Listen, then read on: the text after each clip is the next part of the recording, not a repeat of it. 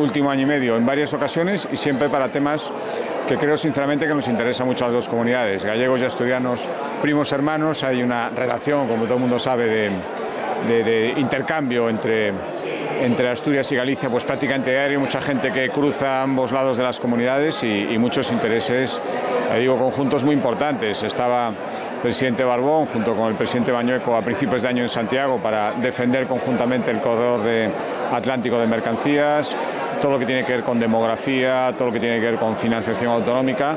Creo que hay, muchos intereses conjuntos y aparte creo que demostramos lo que la gente sinceramente espera de nosotros, que es que las campañas electorales son una cosa, pero una vez que tienes responsabilidades de gobierno representas a todo el mundo y por lo tanto los que te han votado y también los que no esperan que nos pongamos de acuerdo en cuestiones fundamentales y creo que eso es lo que hacemos entre Galicia y Asturias. Ese entendimiento parece que no es tan fácil a escala nacional. Usted, que fue mano derecha de Feijóo, ¿cómo ve el panorama?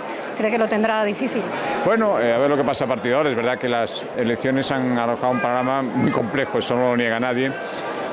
Pero esto no ha hecho más que empezar. Las elecciones fueron hace 3 días y desde luego, y además lo digo desde Galicia, donde casi 1 de cada 2 gallegos que fueron a votar apoyaron a Alberto Núñez Feijóo. Tuvimos un porcentaje superior al 43% y por lo tanto creo que tiene todo el derecho a intentar formar gobierno como ganador de las elecciones y por lo tanto esto es un proceso que acaba de empezar y ya veremos sinceramente cómo acaba. Creo sinceramente que quien ganó las elecciones, por lo menos intentar formar gobierno, debe hacerlo respetando las opciones de los demás, por supuesto. La UTA muy rápida. ¿Usted es partidario de un acuerdo PSOE-PP?